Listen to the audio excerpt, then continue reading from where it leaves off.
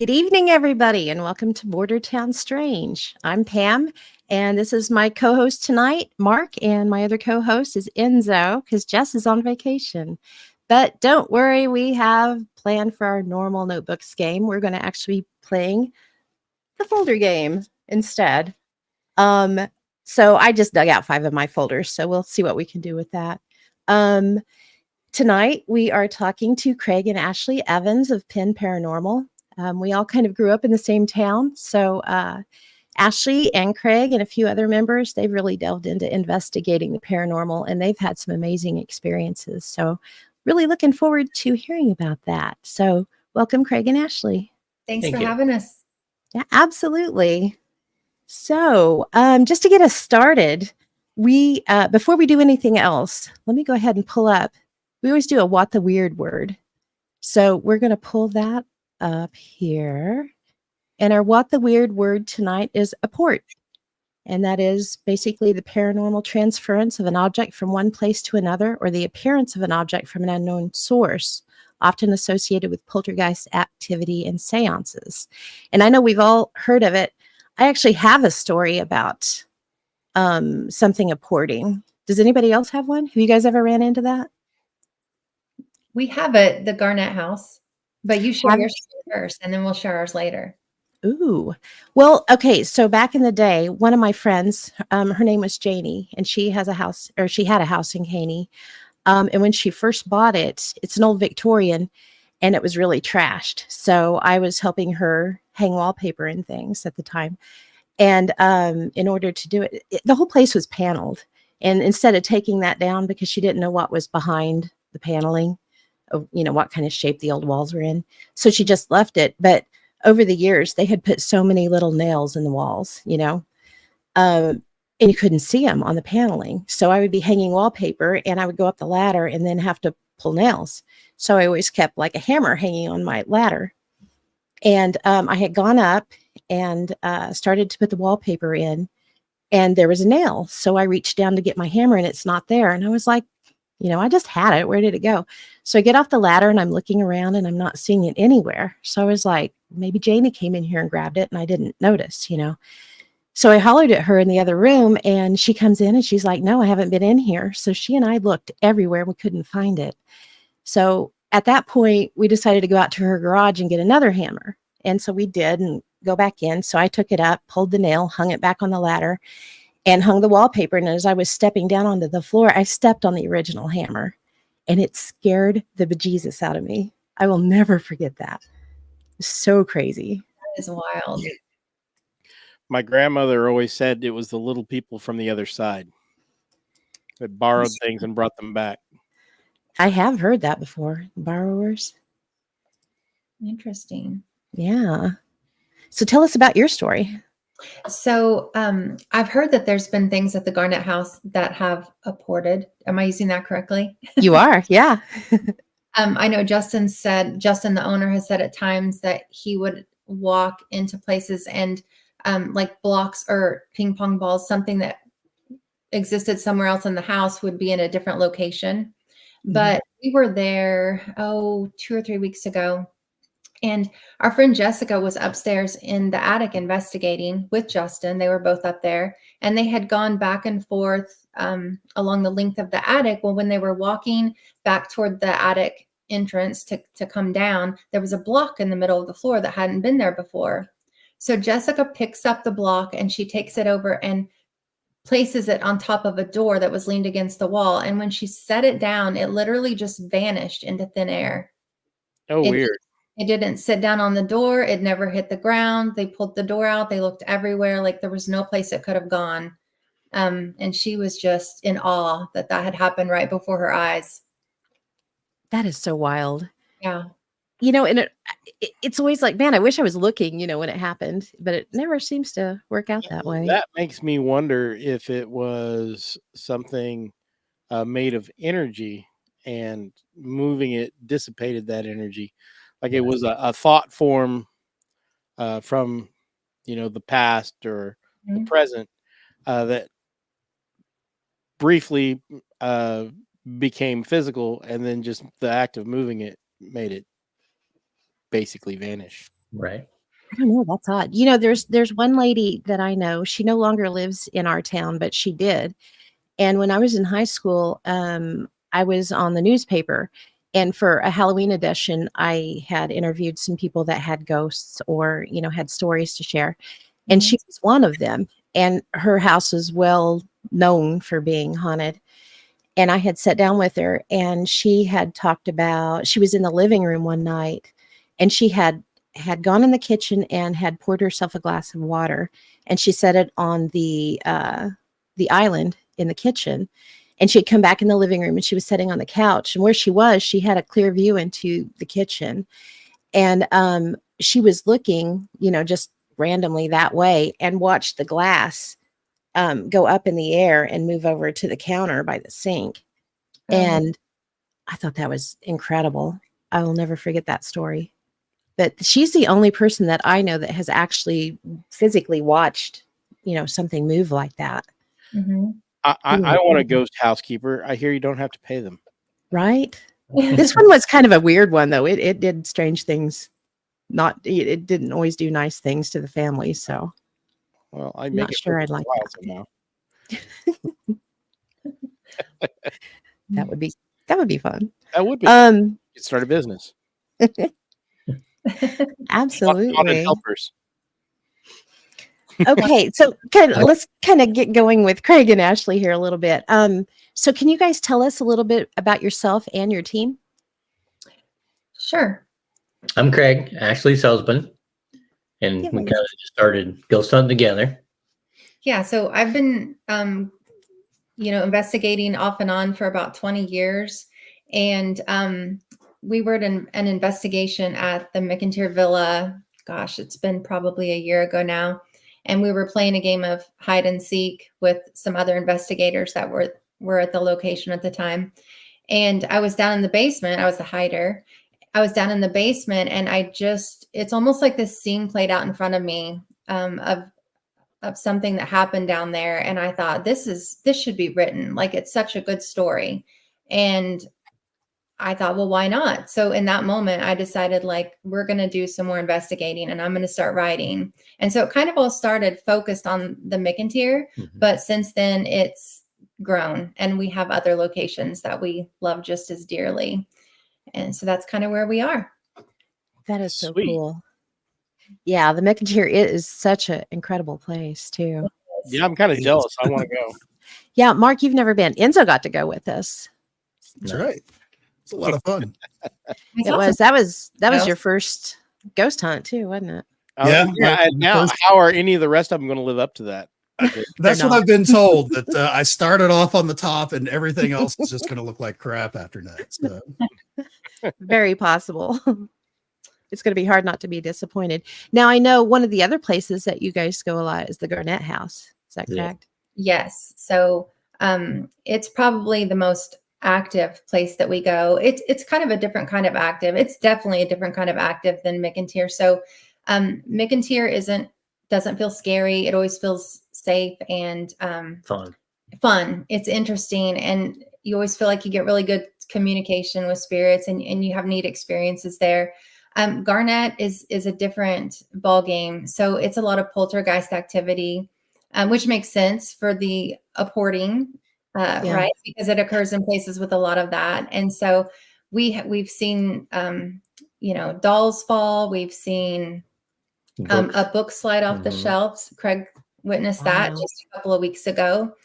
A lot of different poltergeist activity. And probably my most profound, and maybe Craig's, would you say that's your most profound experience? Yes, Yeah, for sure. Yeah. So months ago, when we first started going to Garnett, it was actually our very first night there. We had such a profound experience that it just changed us as investigators. We didn't realize that the paranormal could be that powerful. Wow. Oh, we're going to have to hear this story for sure. Yeah. Absolutely. I don't know if you want to pull those up. Yeah, absolutely. Let me switch screens here. Yeah, so it was our first night. We went with two other team members that evening. And we were investigating downstairs, getting great activity on devices, like a lot of personal stuff, names or names of past loved ones, just some stuff that we thought was unusual. Yeah, there's a picture of it from the outside. So it's an 1858 hotel that's now a house. There are 2 other homes right there next to it that used to be part of the hotel. So it used to be quite expansive. And it was the first wooden structure in Garnett. So everything before it was like logs. So when Oh, it was, wow. yeah, and it kind of leans. You can't really see from this photo, but if you were to look at it straight on, it kind of leans over to the side. It's a really old structure. Yeah. So we had good activity downstairs. We decided to go upstairs. We were just kind of going through the rooms, not getting a whole lot. I should probably preface this by saying that I had watched a YouTube video of a team that went in several months before us, and they had some wild activity, like stuff being thrown, and they were, of course, jumping up and screaming and running. And I thought that was so funny. I laughed at them. But we had a similar experience. So we had gone into the attic room. I think if you go to the next screen, I might have a picture of it on there. But there's a square hole in the ceiling there, and there's a ladder that comes down out of it. So I was standing underneath the ladder, and I kept getting a cobwebby feeling on my face. And you can see right across from the ladder, there's a door. You can't actually see the doorway that it's attached to, but there's a door there. So Craig was standing in that doorway, and I was telling him about what I was feeling. And I said, trade me places and see if you feel it. So we swapped places, and about a minute later, I felt the same cobwebness feeling on my face, and I thought, it's just coincidence. But then there was this loud bang right above me. So I thought the ceiling was falling in because it was so loud and so heavy. Holy cow. it was like a bowling ball Yeah. being dropped. That's how loud it was. So I was ducking and kind of, protecting myself because I thought the ceiling was falling in. And this ball, a big round dodgeball, came flying out of that attic hole, the square hole, and turned in midair and hit Ashley in the foot. And Crazy. It didn't roll. not roll. We had cat balls set up around the edge of that. And there was a doll up there on the edge. Yeah, a doll that would have fallen. So it didn't roll. It was thrown from the attic forcefully. And Dang. it was just wild. And from that moment on, that night was just nonstop poltergeist activity. Yeah. We left at 12:30. Never been scared out of a place, but we were gone by 12:30. And I said, I'm never going investigating again. I'm done. That's it. Done. I don't want any part of that. And then by noon the next day, I said, we're going back to Garnett. I got to figure out what's going on there. Yeah. When you get that undisputable, this stuff's real. Yeah. It'll shake you to your core. Yeah, It did. for sure. Yeah.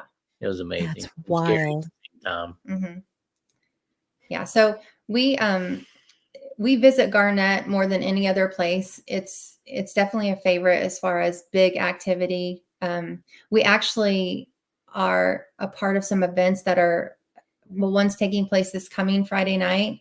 And then Justin Spurrier, the owner, he's hosting like one event a month pretty much. And you can buy into that event. And boy, I'll tell you, there's something about him being in the home that just really kicks up activity. Like our first night there, he was the one that let us in and gave us the tour. We were having stuff fall. You can see like the little Mork doll past the ladder in the one picture. It fell off right there. Walk through. A door shut in Craig's face on the walkthrough. Just crazy activity. So I would encourage anyone that's interested in experiencing everything the Garnett House has to offer to look into one of those nights, because they are amazing. We're going to have to go back because our team went, I want to say it was 2021, 22. It's been a while. Mm-hmm. And he was not the one that let us in. It was Rob that let us in. And there wasn't too much that happened. We had some rod activity and some question and answer stuff going on meters. but that was about the size of it. And it was a good night it was a good investigation, but it wasn't, the wild time you guys obviously had. Mhm. Not it was if you're going to get a run of the mill, normal investigation, that's pretty much what we got. One that you're going to walk into and really don't expect to have much happen. We didn't have much happen. And it was satisfying because we did get some solid stuff. It just wasn't, Yeah, we're just envious. We Yeah, need to go back. We've been there before when there wasn't the big. Well, we didn't get poltergeist Right. activity, definitely, but there's. I don't know, when Justin's in the house, there's something about the spirits that just kick it into high gear and they go wild. Spirits Yeah. Gone Wild. That's a new documentary. Yeah. I don't That's think it'll awesome. get as much play on MTV, but we can try. All right. You never I have know. that DVD from the 90s, actually. But Oh is- no. do you find that certain people come in? Do you think it's just their energy that they're able to be more active, or is it like, I don't like this guy, I'm going to do kind of things? Because certainly, like the stories you've already talked about, Craig seemed to be on the receiving end of some bad news there. But Mhm. Yeah, I think it's a little bit of both. I think it's the energy we bring in, and a lot of the owner has to do with it too. I think that we like to think we're in control and we choose our favorite places, but I kind of think that places choose us. That like there's certain places that we just have a connection to, and the energy matches or doesn't match, and maybe that's what creates it. I don't know, but I think that whatever energy he has going definitely affects the house, and I know I feel just super drawn to the place. That's cool. Now you guys you've investigated another place that he has as well, haven't you? Mhm. Whiteface, is that what it's Yeah, called? my face. Yeah, but it's in the Are there any of those in here? There Photos, or are there There- any more garnets? No, the next one I think is McIntyre. Yeah, Whiteface is interesting place. I've had a lot of activity there. I have videos posted on my Facebook, but I didn't include it in this little show. Well, before we go, we definitely want to get your Facebook information. And so, if people are interested in contacting you or following you, how to get there. So before we go, we will definitely do that. Okay. Let me switch to the next one here. Okay. Yeah, here's the McIntyre. Yeah, so there's the McIntyre. It's just such a beautiful home, and because you've been there, and It's gorgeous, actually. it just is. I mean, there's no place like it. It's like stepping back in time, and I think that's what's so inspiring about it. Mhm. I agree. Yeah. So what did you find to be the most interesting thing you've experienced there? That's a good Enzo question. Enzo, what did you find? I was the thing that caught me off guard. It was, of course, my first time ever in a haunted house, Scooby-Doo house, kind of a thing. I'm mostly like a UFO guy. Mhm. A little bit of cryptids, and then almost nothing with ghosts. But so this was my first time looking back at the whole experience. I found it hilarious that by the time, because we spent the whole night there, and by the time it got to be around midnight or so, after already being, doing some investigating, and I was mostly just observing everyone else, what their techniques were, because we had several different groups of people in there with different ways that they did things.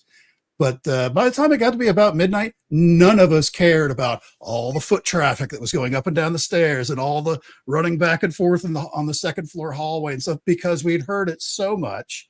It was just like, yeah, been there, done that. It was an extremely active night. That level of activity, and you're just blowing it off. I was like, yeah, I already saw that. I want to see something else. Kind of a thing. But there were certainly a couple of things that were kind of odd. I mean, like I did my first Estes session there, where I was the person wearing all the gear and hearing what I heard. And when it started off with, "Why aren't you dead?" That it's going to be an interesting thing. But oddly enough, looking back at it a little more critically, it was more like I was only hearing like one person in a group of like 3 or 4 people, and I could only hear just that one person. I couldn't hear what anyone else. They weren't talking to us. They were having a conversation, but it wasn't with any of us. But, then there was other, they said my name. They said clearly through the radio thing, I heard Enzo. I was like, how the hell is that coming out across the radio? How does that even work? Why would there, what's going on? Of all names, it's super not a weird. common Yeah. name. Yeah. I love that. I love that your first experience in a haunted house was McIntyre, and that it Right. was just so active. It was incredible. It was I think the only- it was more active than it was when we were there with you, Craig and Ashley. Yeah, it really was. Mhm. It was a cool and night. like you said earlier, I never got a sense of dread or foreboding or there's Mhm. something evil here. It was almost like a carnival kind of atmosphere. Yeah. Where just strange things would like move around, or caught more than a few glimpses out of the corner of my eye of shadows moving around and things like that. And I think the one thing that kind of creeped me out is we had all gone off and done things. We'd already been there for a few hours. It may have been about midnight or so. A bunch of us were around the dining table. We were listening to somebody else's EVP. So everybody had their recorders out. Yeah, I think I caught something here. What do you think? And they're playing it. And we're at the dining room table, and they were like trying to switch between. They were still like fast forwarding through some of the material to find the one piece they wanted everyone to hear. Mhm. And I heard very clearly, to me, what sounded like a wildcat scream. It sounded like an animal scream, real high pitched, wow. And it sounded like it was someone had it on a recorder and was playing it like right behind my head. And I like turn around. Of course, there's nobody there. And I'm looking around. I'm waiting for somebody to smile to like, we got the new guy, kind of a thing. Nope.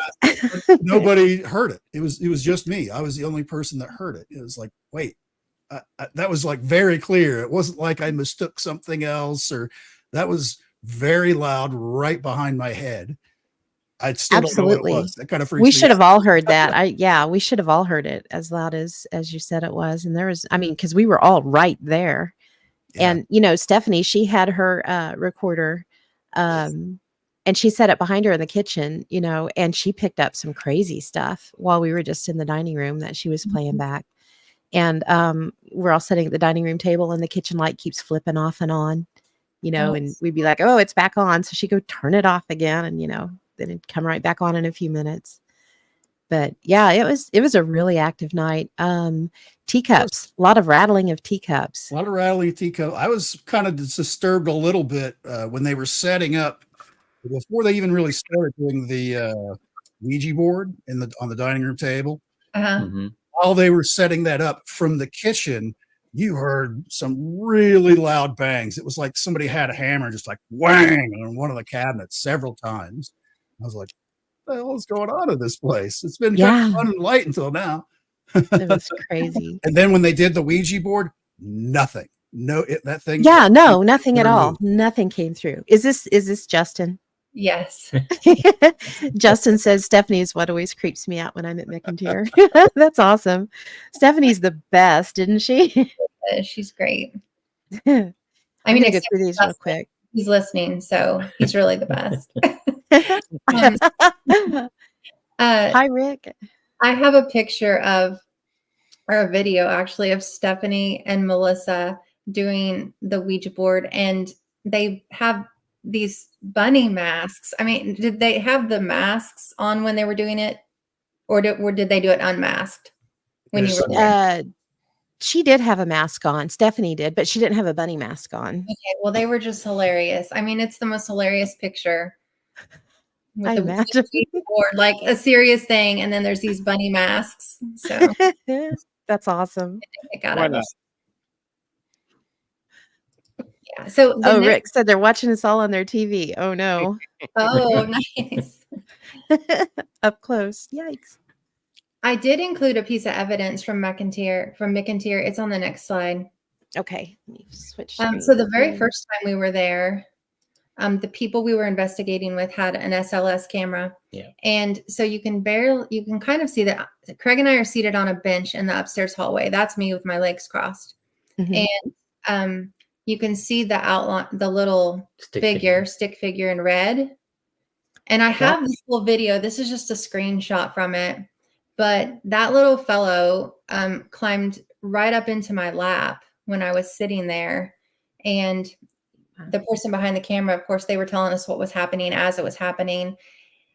Normally, I'm pretty, well, not normally, always, I'm skeptical of these because I always think they're mapping out, something else there, like the bench or something like that, except that Mhm. it did go ahead and move up into my lap. So it's interesting. I don't know if it's paranormal, but it was just an interesting thing that happened there. Right. We've had some luck with SLS, and it's always crazy what pops up on it. Yeah. And it's hard to tell sometimes, but one of them that we have, it's a uh, building that there is some reported Fey activity in, and we're upstairs and looking through the camera, and we see this little, it looks like a little person up on the bed. So the owner goes around and stands up on the bed by it, and it turns and reaches out to her. So we're telling her, hey, it's reaching out. So she puts her hand out, and it, like, touches her hand, and it was Right. just the oddest thing, but it was pretty wild. That is. So You can get I, stuff sometimes on them. yeah, you do. You get some really weird stuff. Yeah. And Justin, he said, Steph always brings such high energy. She does. Yeah, She's she a does. gem. She is. Yeah. Very cool. I'm trying to think. I know the night that we were there with you guys, I think you guys stayed in the upstairs main bedroom, Mm-hmm. and we were downstairs. Mm-hmm. And, we kept hearing people up and down the staircase all night, the footsteps. Mm-hmm. And then we heard what sounded like something drop really heavy and move across the floor. And I can't remember if it was in the room you were in or if it was in the hallway. But I know that you guys heard it too, because we talked about it the next day. Right. Yeah, I think it was out in the hallway because we weren't sure where it had come from. It wasn't like inside the room with us. Mm-hmm. We didn't get much sleep that night. Well, I No, did. I don't think any of us did. Craig wanted to go to the car. I say that house doesn't feel scary, but that night, something It felt about scary. the second floor and being all alone on the second floor it felt creepy that night. And yeah, so I talked him into staying, and he slept like a baby, and I stayed awake all night. As long as one person does it, they Right. can drive home, then it's always okay. Okay, let me switch screens here. LaHunt. Okay, yeah. So this is a local place, and it has a cemetery. It's an old abandoned cement factory. Am I right, Pam? Because you know You more are. about it than I know. Okay. And you have to walk about half mile to get to the cemetery, and you have to have permission from the sheriff's department to get there. But once you go up in there, it's a really pretty little cemetery. We got great activity while we were there on our devices, and felt like we connected with a little boy named George. I mean, he was like, when I was using the alphabet to get his name, he was just coming right out with it. And then it was verified on other pieces of equipment. So it was really neat. And I took this picture the moment we walked up to the cemetery, and it felt like there were just people watching. It just felt like we had an audience as we were walking up. And when I got back home and I was looking carefully, there was a little spot that stood out to me, and it didn't look like a shadow. It looked darker than anything else in the photo. And when I went black and white and enhanced the, well, I don't know even what you call that, but you can Is it right see, here? yeah. Yeah. So Yeah. it looks like there's a little head peeking out, and It it's almost does. like a little halo around it. There's like another little line around it, like almost like it has energy to it or something, like static. And it's fuzzy where every other shadow is kind of clear cut. So I just thought it was interesting. Again, I'm a skeptic. I don't know if it's paranormal, but it was just a little interesting piece of evidence that we got while we were there. It does stand out though, doesn't it? Mhm. Yeah, I mean, even I can see it, and I'm usually have trouble seeing stuff like that. Huh. That's And it was interesting. very child sized. Yeah.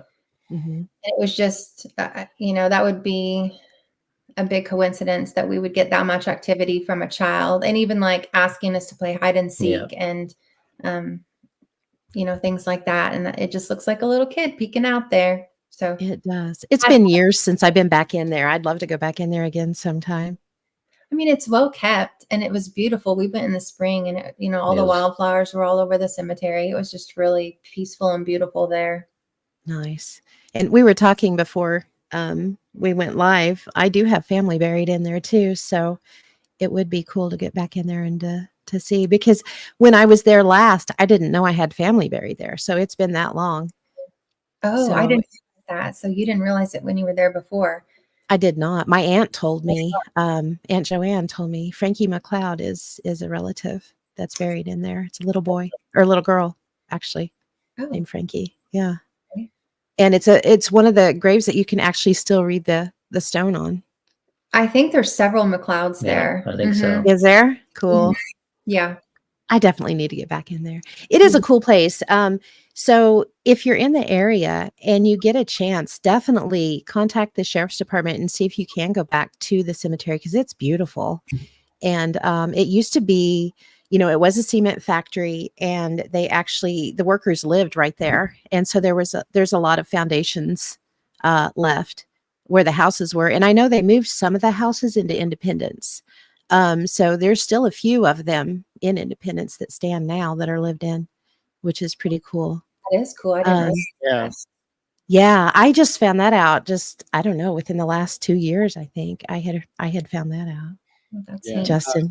And I will caution folks, do not walk up to the old cement plant area. It is highly unsafe. It's dangerous. It is not a place to just casually take a stroll. Is the smokestack, is it still standing even? No, Or has it fell over, fallen? I believe. It did. Still up. It's still up. Part of it, like Oh, the is it? section of it, that's fallen, but most of it's still as tall as it was. Yeah. It means That's it's ready to go over at any time. Exactly. The last time I was there was like a hole that was like the size of a VW Beetle out of it. That's what there. it's like. Yeah. Is it? It's like, And I know when I was a little kid, Justin, he said he hasn't been back there since the 90s. Yeah, it's been a while for me too. oh, When I was a kid, we were in a camping group, the Kankaliners, and for Halloween, Independence always has Niwala, so we would camp at Elk City Lake. And my dad had taken me and my brother over to LaHunt one time when we were out there camped, and he told us all the stories, and then he took us up the hill where you can still see there's just that one wall, and the story that he told us, and I don't know if it's ever been proven or not, but the story at the time was that one of the guys that was working on up above it had fallen into the wet cement, and they couldn't get him out, so he was still in the wall.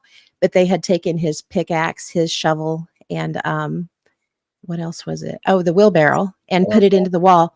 And they are in the wall. I know that, but I don't know if he actually died in there or if he died on the site and he just put his tools in there. Right. But I'm I don't not know. sure. What have you guys heard? Have you heard either way? yeah, that's the story I heard. I researched it quite a bit when we went up there, Mhm. and yeah, that was one of the stories. And then there was one that said that wasn't true, that he had died, like you say, on site of like a heart attack or something like that. But I Mhm. only found that in one place, and the rest go with the more interesting story. Yeah, it makes you wonder because they didn't finish that wall, once that happened. I Right. mean, And he's it's not just, buried out there. I no, mean, he's if you not. think about it, if he lived and worked there, he should be in the cemetery, but he's not. But Mhm. his name is on the wall, almost like a Right. memorial. So Yeah. yeah. Did you ever I think it was a party place back in the 90s. So now we know what Justin did there. Pam, did you ever go out there? I did not go out there to party, but I was out there, just to investigate a few times. I know, well, when we went out there with my dad, I can't remember how old I was. I was probably 10 or 11, 12, somewhere in there. And somebody had put a scarecrow up in the main building, and it was creepy looking. So dad was like, yeah, we don't need to hang around here. I don't know what's happening out here, but I don't need to have my kids out here, But yeah, it was creepy back then too. So, and that was the 80s when that happened. So I don't know. Yeah. Pretty cool place though. It is a neat place. Yeah. And was it Tom Mix at one time was the mayor? Is that who it Yes. was? That's right. That's I had pretty- forgotten that. Yeah, always thought that was kind of cool too. And Mhm. what my mom used to be a beautician, and one of her patrons years ago had brought in a photograph, and I remember seeing it, and it was of the workers walking up the sidewalk to the plant. And I Mhm. know, I don't know if it's still there or not, but you could see the sidewalk off on I think it was on the south side, but Yeah. it's all messed up from Yeah. tree roots and things. But Mhm. yeah, it's kind of cool. Yeah. It's a neat place. It is. It's a very Definitely cool don't place. feel alone when you're walking up there. Yeah. And you mentioned feeling like you were being watched. Every time I've been out there, absolutely, you feel like you're being watched. I don't know what's up with that, but I think it's an interesting example of how quickly, even in an area like this, that nature can almost completely obliterate a site Right. Mm-hmm. in definitely. just a few decades. So How Because old I is can't this? remember when it shut down. I want to say, did it shut down in the 40s or was it later, 50s? I think you're right. I want to say that most of it was shut down, maybe even by like 1918, but then the It houses could have and stuff been. were there for a little Right. bit. I don't know why that date's coming to mind, but it is. I Yeah.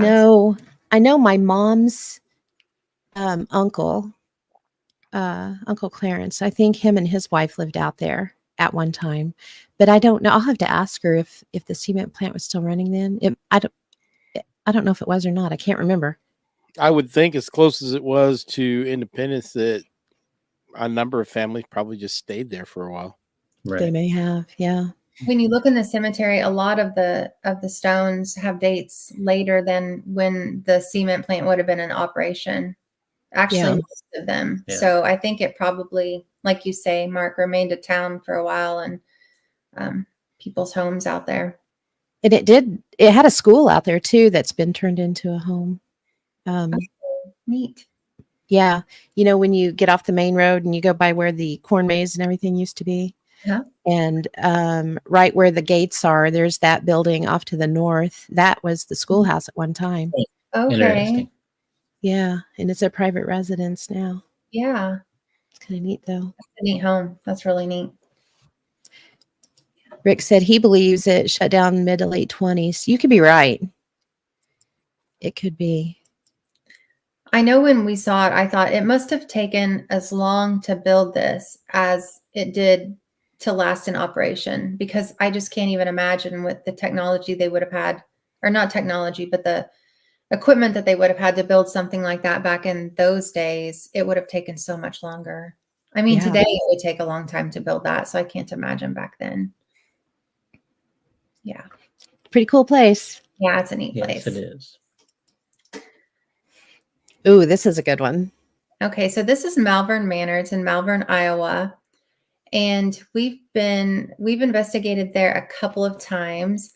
There's said to be a large shadow man that rushes people down the main hall. I didn't do a very good job with this graphic, but that's actually 4 different photographs, and they're not very bright, so it's hard to see. But they were taken, the first 2 were taken one right before the other. There were actually 3 in a row, and the first one didn't have anything in it. The second one had like a shadow, or kind of a fuzzy shadow coming out of a doorway. And then on the third picture, which would be that second picture on the screen, the shadow had grown to about 7 feet tall. And the man that lived in that room is said to have been a very tall, large man. And he would rush the nurses. So the nurses were very afraid of him. But if they were able to get into the kitchen, he would always stop at the kitchen door, and he would never go any further. So he was a real person that lived there, and they believe that's who probably haunts that hallway, because it's the same type of behavior he would have had when he was alive. And he had mental illness, and they found out later, I think after his death, that he had actually been involved in some murders. Like he was not a good guy. Oh, And wow. so that third picture is it blown up, and then the fourth picture is blown way up, and I outlined it so you could see it. So when you look at it on a phone where you can brighten it up, it's a lot more obvious. And for a long time, I always thought this was the best piece of evidence that I had ever captured anywhere, just because I could see it change like from frame to frame. And it was after I learned that you needed to take several pictures right in a row to capture things and be able to prove that there was stuff happening. Now, does this prove that? No, it doesn't. Still, I'm a skeptic. I can look at these and explain it away, but maybe, I don't know. It was kind of a cool capture at the time, and I sent it to Keith Fournier, who was with us that night. He's, you know, an expert in especially photographs and stuff. And he thought that we had captured something. Right. He's actually in one of those photos somewhere. But I think it's too dark to see.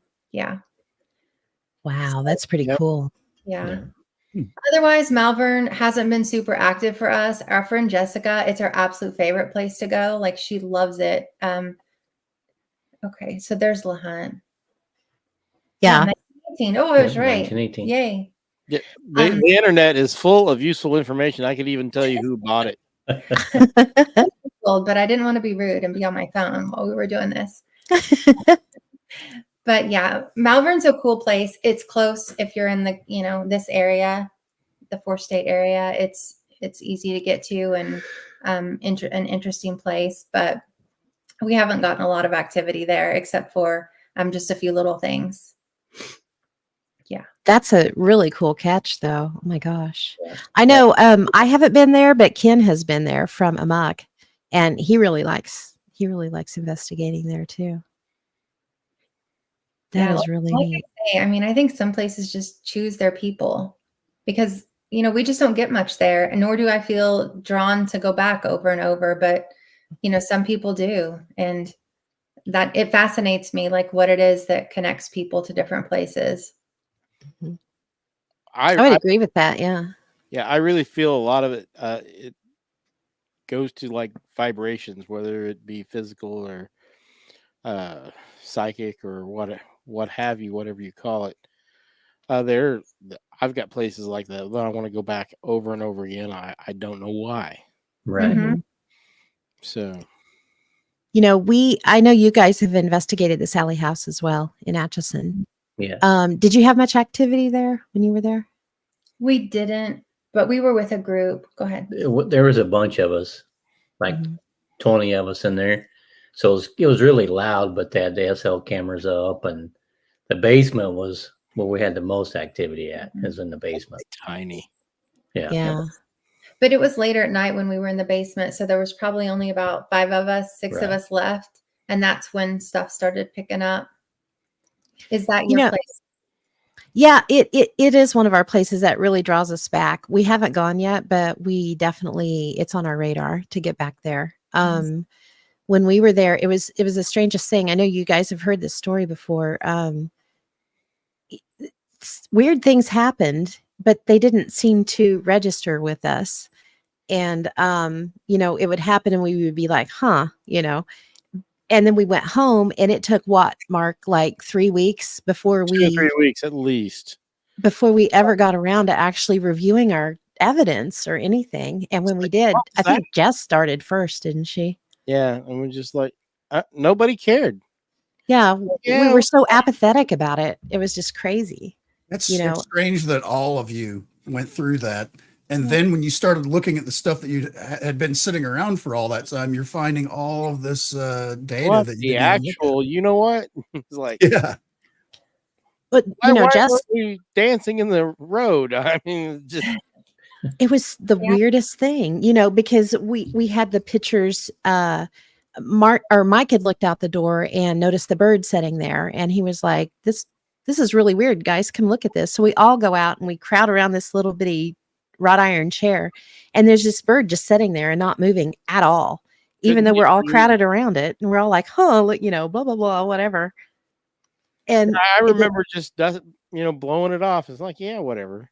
yeah, and then we went back in, and then the big bang, and we go back out again, and there's a raccoon that's about knocked itself out, hitting the window. Probably trying to get the bird. Maybe. But it was just weird things like that. And then, you know, we go back in the house, and Mike's like, there's a mist going up the staircase. So him and Jess go chasing it up the staircase. And, you know, then they had some really strange things happen upstairs. He was looking at Jess, and he's like, her face changed. It didn't even look like her for a minute. Mhm. And, you know, it's like all this stuff just kept building. And then it hit a crescendo, and then just like a big release, and it was all over with. And then once that happened, no more activity the rest of the night. And that was, I don't know, we left about 6 a.m. Yeah. And I think all the activity stopped about 3-ish, maybe somewhere. It was like somebody reached over and flipped a light switch. Yeah, Mhm. it really was. It's done. So strange. Tony's in chat. Let me pull this up. Says, my girlfriend and I investigated Sally house and couldn't review, and my house burnt down before I could get it done. Oh, man. Jeez. That's Right. crazy. And the interesting, Tony, I talked to her at Paracon, and the girlfriend she took with her, her name was Debbie. And so, I mean, that would have been the original owners, or not the original owners, but the owners' names that, you know, had so much trouble there. Right. Oh, wow. Yeah. Yeah. Huh. And so she thought maybe them calling each other Tony, Debbie, you know, might have, Oh, maybe it had something to do with it. yeah, Yeah, Have some- Interesting. yeah. that is. It's a crazy place. I know that. I know some people go and they don't have anything at all, but it's like anywhere, you know, it happens, and it depends. None of this is, you know, it doesn't like Doesn't happen act every up on command. Yeah. I don't even perform on command, let alone ghost. I mean, Yeah, I'd like to go back to Sally House someday with just a smaller smaller group. group. And I'd like to go back soon. Yeah. I really would. And she kept having dreams about it for a long time afterwards as well. So it'd be interesting to see whatever comes of that. What I'd like to do, Atchison is such a cool place. What I'd like to do is take like a week off and just go Mhm. hit all the hot spots. All those places. Yeah. I mean, that would be amazing. Yep. Oh, you got your Haunted Atchison book? Yay. Yes, my signed copy is in the other room, but Mine came in this week too. I Well- haven't got mine yet. I'm jealous. Or if I got the one by Brooke Montoya. Yeah. Dying to get in. That it's on the McIntyre, yeah, specifically. But That is, you know what? That's why I don't have mine, because that's what mine is. I okay. forgot. That's the one that I bought. Yeah. So many. That's the one she didn't have. Oh, I know. She had some really good titles. She writes a lot.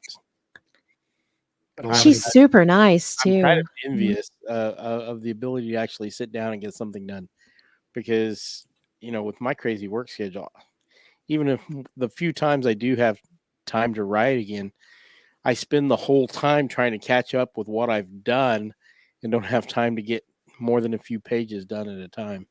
Mhm.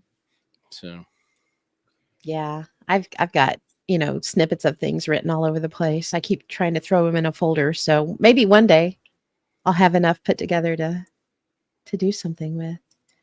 Okay. Yeah, I put that one in just for fun Nice. because it was on my bucket list, like where I wanted to go, probably more than any other place in the United States. And I was able to go last summer. Craig was supposed to go, and then he had a work conflict come up, Yeah. and so Aw.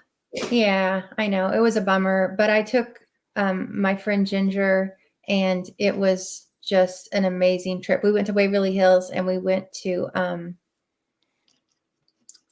now I'm not going to remember the name of Asher Walton House. Yeah. The Asher Oh, Walton. okay. Cool. But Waverly was just amazing. It was beautiful. The most activity we got was on the tour through. I mean, we got a shadow figure running across the hall, didn't capture it, but saw it. And in the room where they used to do surgeries, the whole group, there was 9 of us, everyone got pretty majorly affected. So, but all differently. Like I got really dizzy walking into the room to where I almost felt like I was going to fall over. Others got real nauseous. Just everybody kind of got affected differently. And so there was definitely something going on there. But when we went back, nothing up there. My scariest experience at Waverly Hills was in the 3rd floor hall down the middle. And when I had messaged one of the people that I think she does tour guides there. Before we went, I said, okay, any advice? Like, we're going to Waverly Hills. I need some advice. If you have one piece, what is it? And she said, do it in the dark. I'm like, okay. I mean, makes sense. I mean, we like to investigate in the dark. I don't know if it heightens activity or makes it where you can see shadows easier or what, but So we did that. We did it in the dark, except we decided to put up the laser grid down that middle hallway. And it was only Ginger and I on that floor. We put the laser grid up and just weren't getting any feelings or activity. And we decided that we had felt much more spooked at the other end of the hallway. So we decided to walk to the other end of the hallway. So we walked through the laser grid down the hallway. Well, you know how the laser grids are, they reflect off of you. Mm. And just then this swarm of bats, I don't know, what do you call a herd of bats? It was called, but bats just from every direction came, and we were on the floor trying to get away from them. Finally had to run out on the balcony there to get away and out of the light. But I figured out that that's why you do it in the dark. It's because the bats will come after you if you have a light. Oh, wow. A little piece of advice if you ever go to Waverly Hills. I love bats. They are called a colony. A group of bats is a colony. Colony. I thought it would be something really cool, like a murder of crows or something like that. Yeah. A Poe.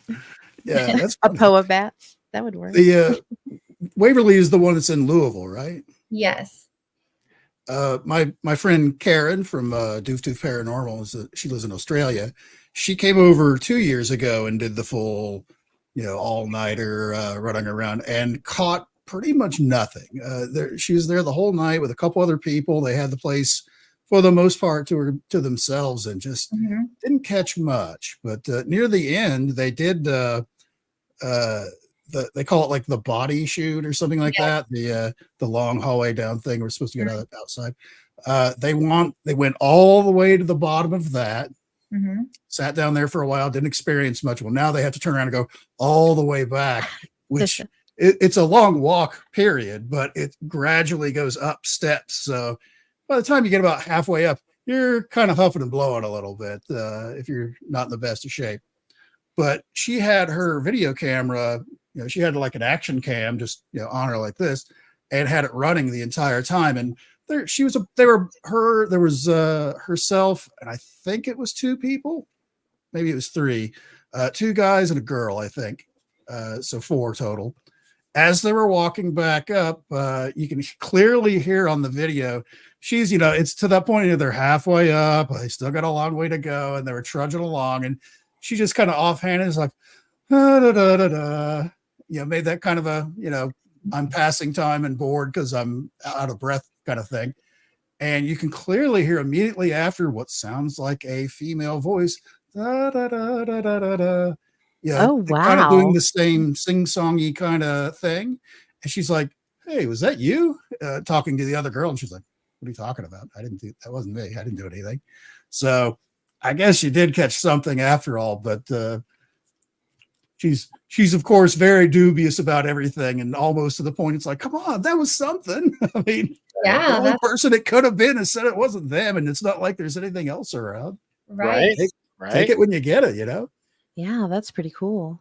We were actually talking about Waverly last night on Amok, and Ken's been there, and they were talking about the body shoot, and he said the gate that's at the top, I don't know where he was standing, if it was halfway down or where, but that gate just slammed shut. They heard it just reverberate. It slammed so hard, and they go back up and it's not shut at all. It was wide open.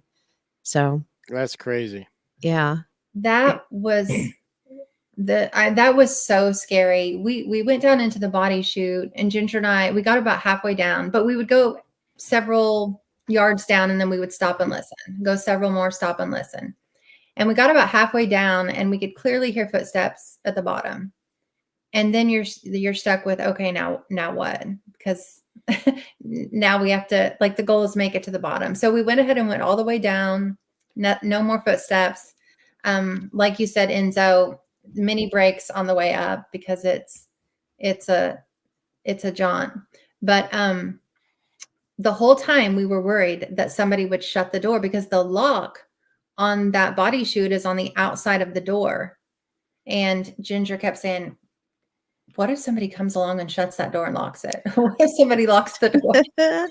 Oh, it's already scary enough. You're in for a Oh my long walk gosh. around to get to the main entrance.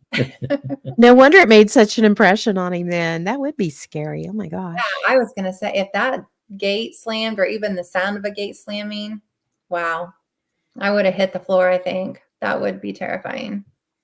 I've never got to go, but it has been on my bucket list forever, probably well before we started our group. It's just a Probably cool so. place. Yeah, Yeah. it's huge. Nice. Are there more pictures? No, that's it. Was that it? With that, yep. Okay. I believe so. So cool. We were talking about Jess having dreams about Sally House, and we've noticed that certain locations, especially Garnett House, that we'll have activity at home before we go and then after we get back. So it kind of surrounds the time that we're there. Like it knows we're coming, and then it's going to make sure we don't forget it. Have you ever experienced things like that? Yeah, I have. It was with the place that we had the Fae activity. Actually, when we got home, I had a cat named Sweetie, 16 years old, little teeny tiny 5-pound cat. Never been outside ever. And we were back. I want to say it was within a week that we were back from there. And she disappeared out of my apartment one night. And I got up. I couldn't find her. Usually she sleeps with me, you know, so she's always right there. And she wasn't. And I thought that was weird, you know. So I go looking for her and I'm like, oh no, she's 16. So I hope she didn't like go somewhere and hide and die, you know. First thing I thought of. So I looked everywhere and couldn't find her. And I had called Jess and I was like, hey, you know, Sweetie's disappeared. So she comes and she helps me look, and she couldn't find her either. So we're like, she had to have gotten out. We're trying to justify how she got out. There's no way. I was here by myself. You know, I have a patio door and a front door, and that's it. And neither one of them were open. And yeah, it was the strangest thing. So she completely vanishes. And I'm like, you know, what happened to my cat? You know? So I'm like, there's no way she got out around me when I opened the door or anything. She just didn't go outside. I mean, she had no desire. She would sit on a heating pad all the time, you know, because she was old.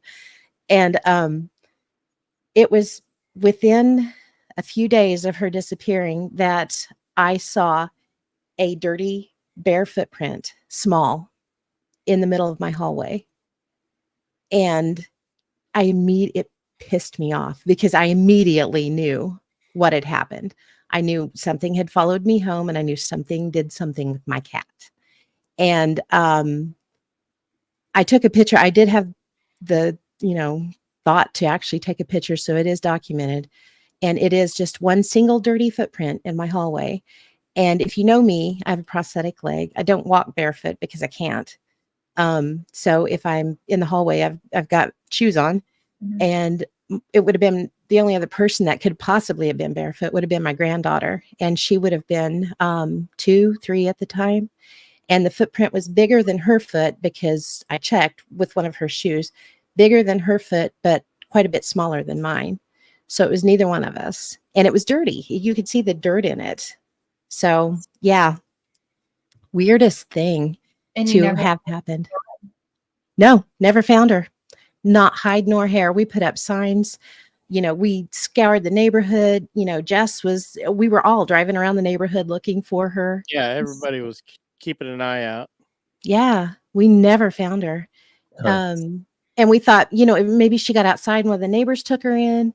So, you know, we had signs out. We had people asking, and she's never. Facebook. Yeah, it was all over Facebook. Yeah, nothing.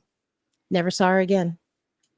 And the really strange part is, if that isn't strange enough, how many times, Mark? It's been 2 or 3 times that we've heard her meow. Yes. Somewhere. So she's somewhere. In fact, I want to say within the last 3 months, maybe 4 months, Jess was sitting at the dining room table, which is like right behind me over that way. And she was sitting in that chair facing out this way and heard her meow right behind her. And we were like, we know that's her, Yeah. but it's like she's just a dimension away, or just like she's been taken. Well, and that goes right into the Fae thing, where all this stuff is connected. You've got the Fae, you've got parallel dimension theory, and a lot of the stuff about the Fae sounds really similar to that. And then you investigated a place that had Fae activity. There's too many coincidences there. Right. Mhm. And I mean, when I saw that footprint, it was like I knew what it was. Pissed me off.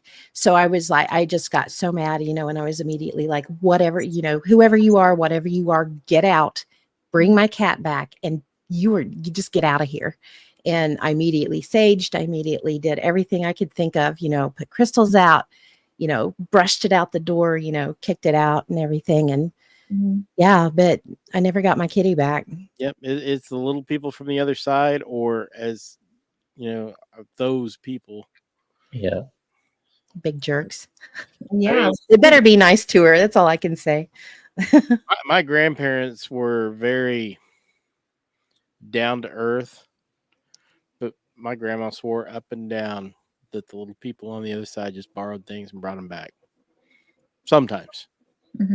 Yeah. Sometimes. I don't know. It was weird. It was like it was a punishment for having messed with them, because we went and we told the owners, hey, this is what's going on. And the strangest thing about the place was it was a very liminal space. It had been a place where boys had gone to spend time. If it was like a halfway house, basically for boys. So it was very liminal. It was a lot of coming and going. And when you get a liminal space like that, you tend to have more Fae related activity, or, things happen like that. And so we weren't surprised when we saw on the SLR camera and things like that what we were seeing. But what was really crazy was in the attic, there were piles of dirt, and we didn't get it at the time what it meant. But when we went back and did a little bit of research, what we think was happening at that place, there was something there that wasn't Fae, but it's like it set a trap for the Fae. And it was like it was destroying them and taking their energy, and just leaving. That's all that was left of them, was these piles of yuck all over the attic. And there was one spot that was cleaned out up there that seemed like that's where it was occurring. So it's this really strange, odd, crazy story. Kind of hard to wrap your head around. But when you see it and you see the effects of it, it felt right. The whole thing, what we discovered as we went along, it all felt right, didn't it, Mark? I didn't go. Did you not go to that one? I did not get to go to that one. We were there a couple of times, 2 or 3 times. That's a bummer. I was thinking you were there. I was. Yeah, we'll have to get Jess to talk about it too, because it was nutso. Sounds like it. Yeah, I would like to hear more about that one. Mm-hmm. We need to try to go back there sometime. I was fascinated with all the stories from it, though. Mm-hmm. I know, Justin, my poor kitty. Okay. Oh, rubbing it in. Since that has happened, do you take like precautions when you do go on an investigation to make sure nothing follows you home? And that's open to everybody. If that's a process you do. We do. Yeah, me too. We always have since we started. Mm-hmm. Because nobody wants to bring that uninvited guest home. Right. And apparently they do what they want occasionally, because it didn't slow it down.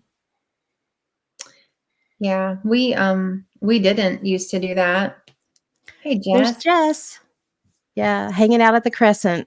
Yeah, they're in Nice. Eureka Springs. Yeah, rub it in. Yeah, when you're back, Jess, sometime we'll have to get with Ashley and Craig and talk more about the story of the little people in that crazy place. It was pretty wild, though. But yeah, I don't know. Let me Did go you back. have a bad experience, Ashley, when you didn't do any kind of cleansing or protection or anything like that? Well, we used to not until the Garnett house, actually. Right.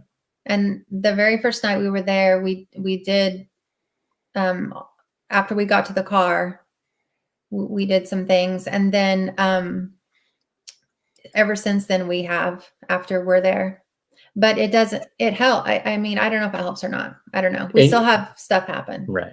Go ahead. In your mind, in your mind, you think it helps you, but Mhm. I mean, we still have stuff Well, happen. and see that has power too. The belief that something helps actually is probably what helps you the most. The energy you put in forth Yeah. into it. I mean, Yeah. Pam's doing a study in energy now. She's trying to haunt ramen. Yeah. These things, I mean, Not by myself. you always read about groups of people creating these they call them mass hallucinations or what have you, these phenomenon, because everybody believes in it, so it starts happening.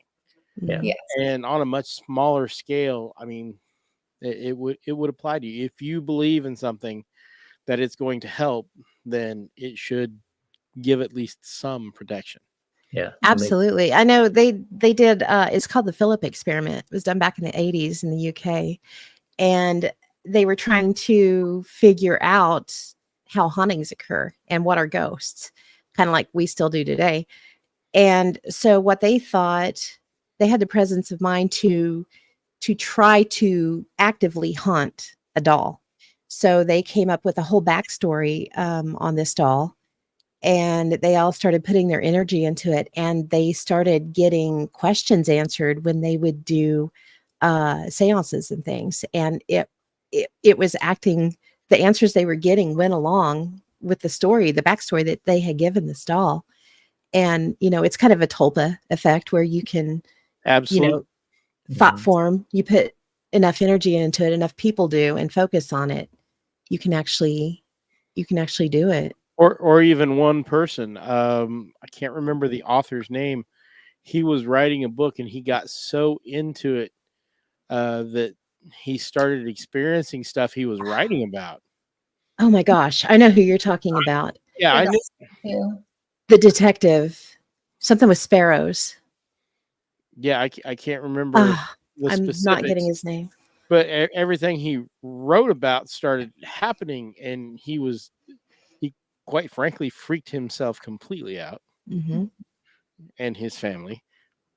So he basically put enough mental energy into what he was doing to create a phenomenon. Speaking of, I can introduce her while we're here. I think I have before, but this is Agnes, the haunted ramen. Agnes. Isn't that hilarious? That It's is. something I'm in with the haunted objects guys. It's Greg and Yes. Dana Newkirk.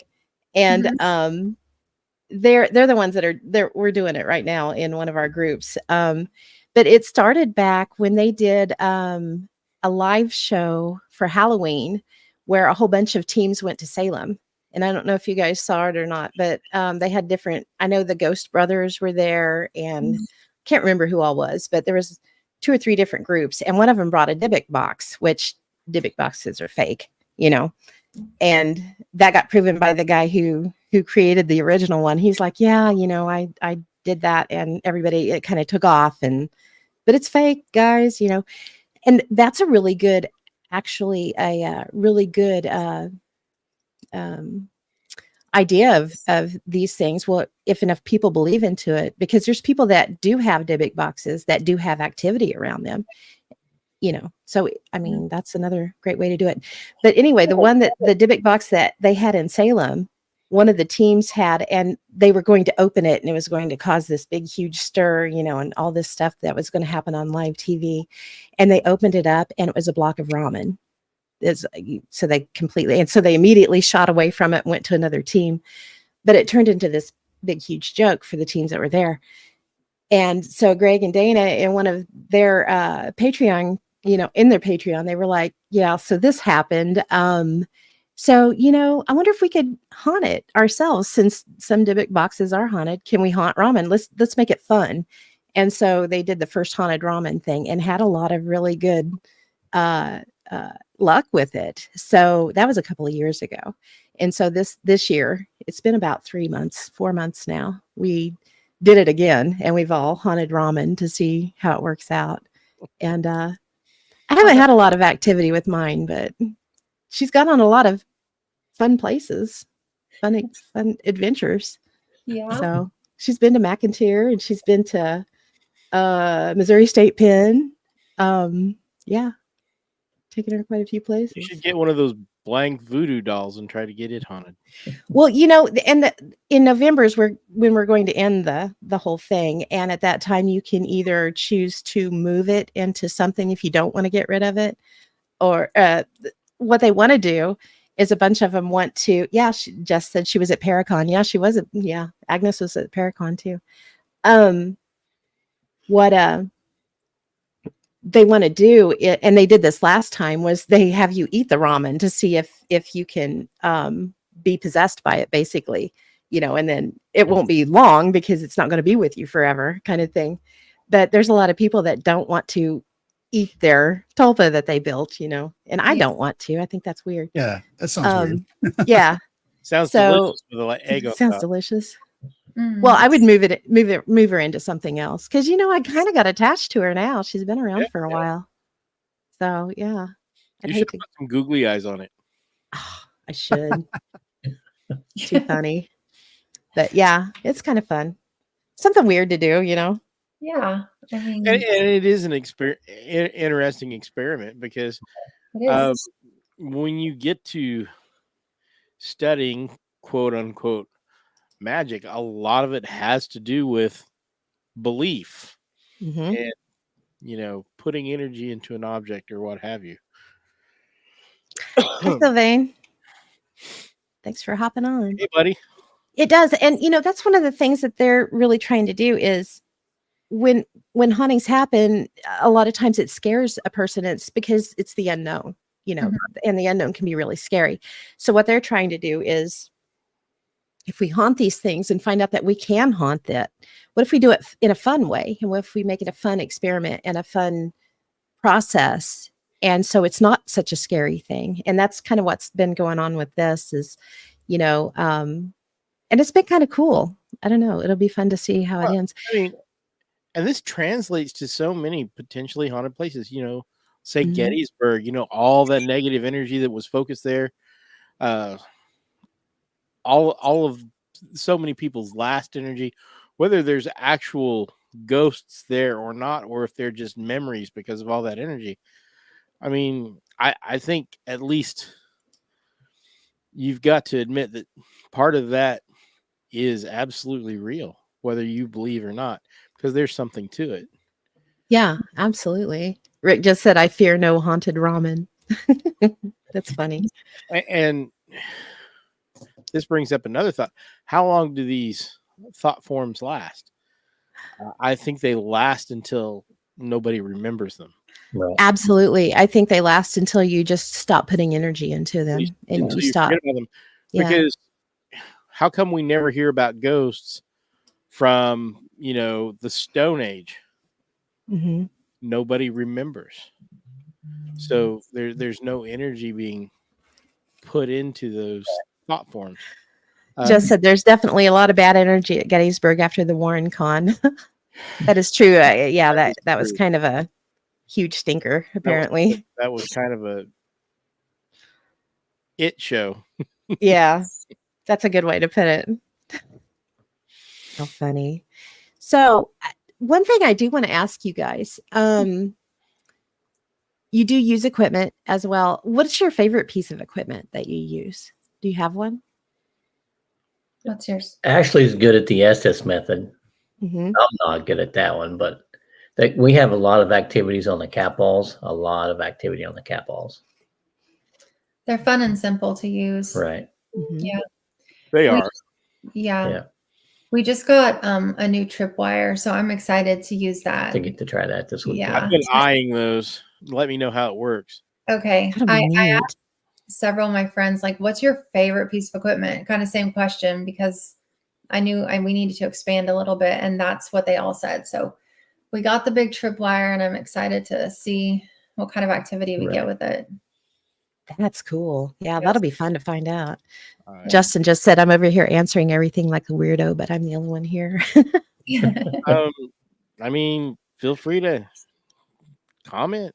We'll put you up there. Absolutely. You don't have to talk to yourself.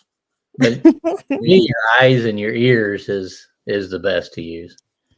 I would agree with that. Yeah. would You agree. know, when we first started as a group, we invested in a whole bunch of equipment right off the bat.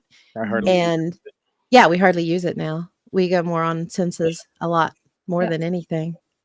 Same. Well, we're not really going to prove anything. We do try to document stuff like rod sessions and stuff, Mhm. but usually when we go into a place, we're trying to help somebody clear up whatever's going on, Mhm. Right. so that they can live in the space. So Mhm. you don't need all that. Well, although a good EMF meter is worth its weight in gold, because we find outrageous EMF hotspots, and guess what? That's where they're having the creepy feelings or what have Yeah. you. You know, Makes- we've helped several families just by having them change the refrigerator. Yeah. Yeah.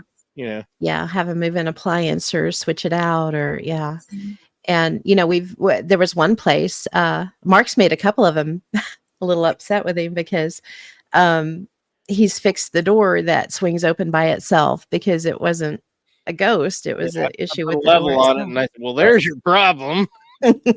Yeah. And, you know, there's been 2 different places that I know of that we found gas leaks that they didn't know they Yeah. had. Yeah. Yeah. That Which may was- be a piece of equipment we ought to invest in, is a sniffer. Right. Yeah. They're a little expensive, but I mean, it would be a good thing to have, because we have run into, when I was delivering oxygen, I found a gas leak just because I walked into the house for the first time and smelled it. The owner of the house didn't, and hell, I could have blown the whole place up with that big old 100-pound tank of liquid oxygen.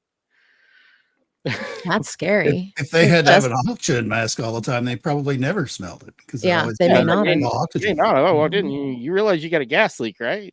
Mhm. Justin said, "Well, ma'am, I hate to break the bad news to you, but you got one hell of an evil microwave hiding in your kitchen." I That's mean, awesome. yeah. When we unplugged the stove clock at that Oh, pink house, yes. the activity went from cray to like it's gone. It was over. It was It like that's what was feeding it.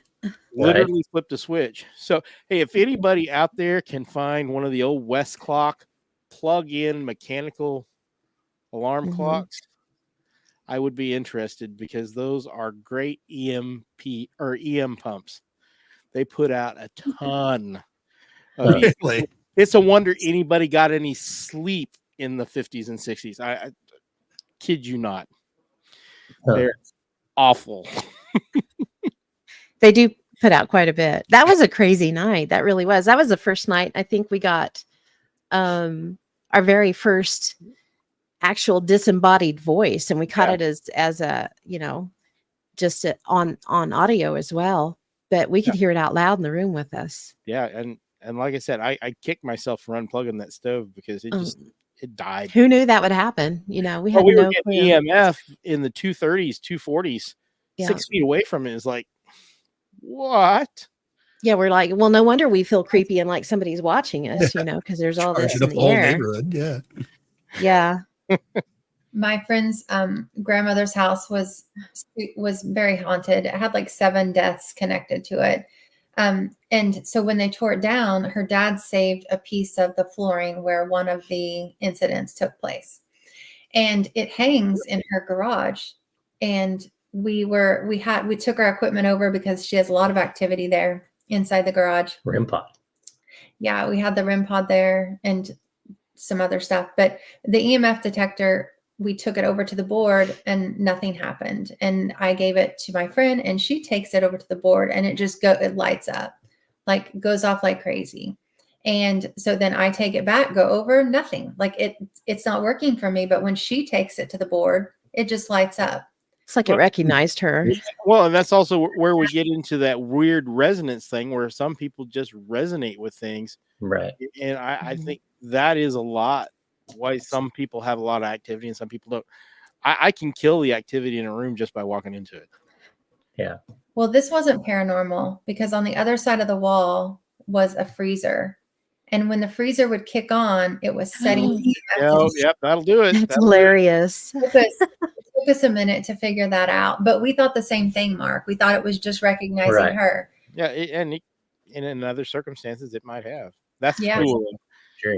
Yeah. The EMF That's great that you figured it out. That's some good It is. sleuthing. Of course, your friend now can say that she's hot. So That's right.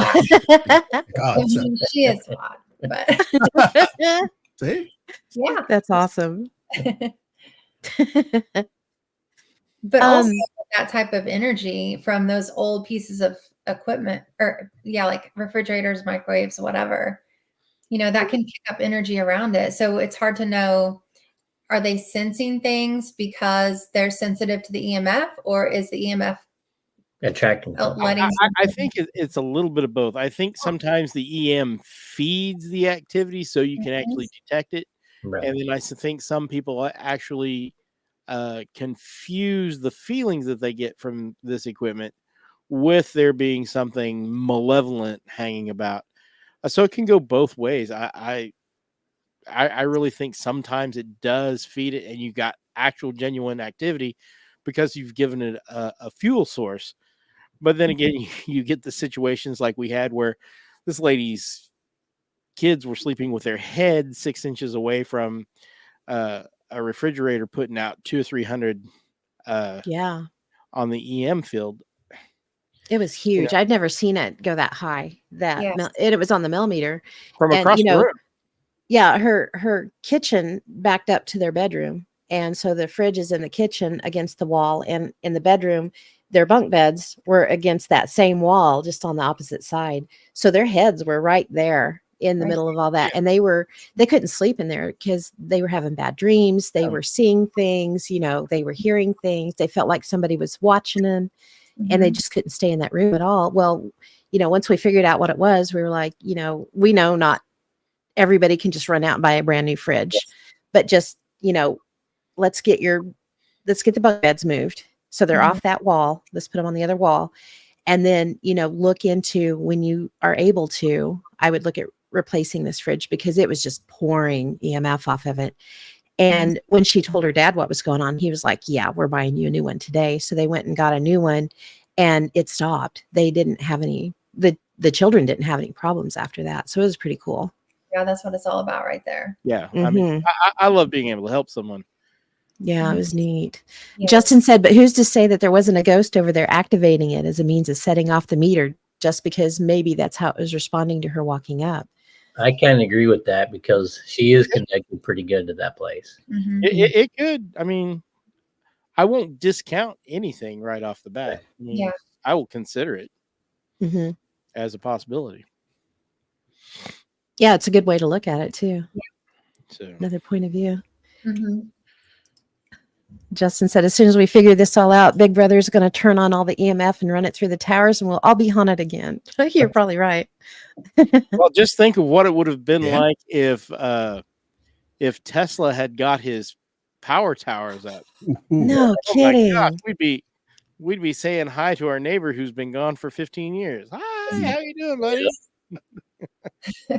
I want to know what information was lost when Tesla died and all his work was conveniently disappeared.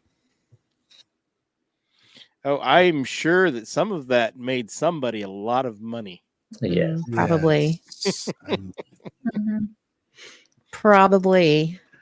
Or the fact that it wasn't released made somebody a lot of money. Yeah.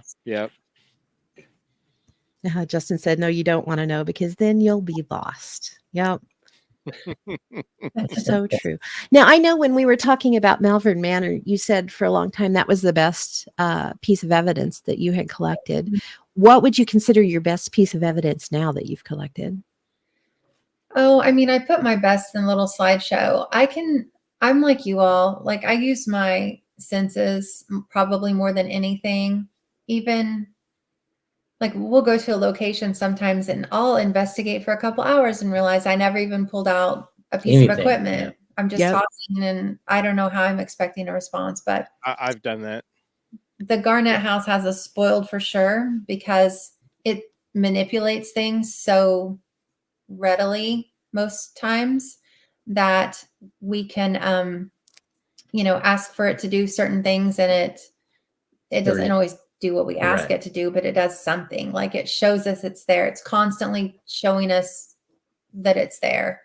And I always say that the house kind of, well, I'm not going to say that on this podcast. Let me think of how to say that. Everything happens at once there. So it's kind of one big explosion that happens. And so you'll have maybe 5, 6, 7 things happen within a 30-second or 1 minute period.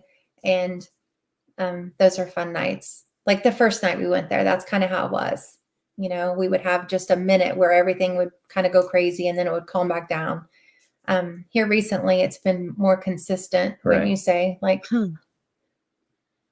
but when you can walk into a house and get breaths and disembodied voices and touches and things moving around and your equipment getting good responses. I mean, it's just kind of like everything in that one location. Like I say, we're a little bit spoiled by it.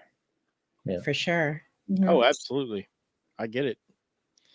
And I'm still a little jealous. Yeah, no kidding. We're going to have to go back up sometime. You'll have to go with this one night.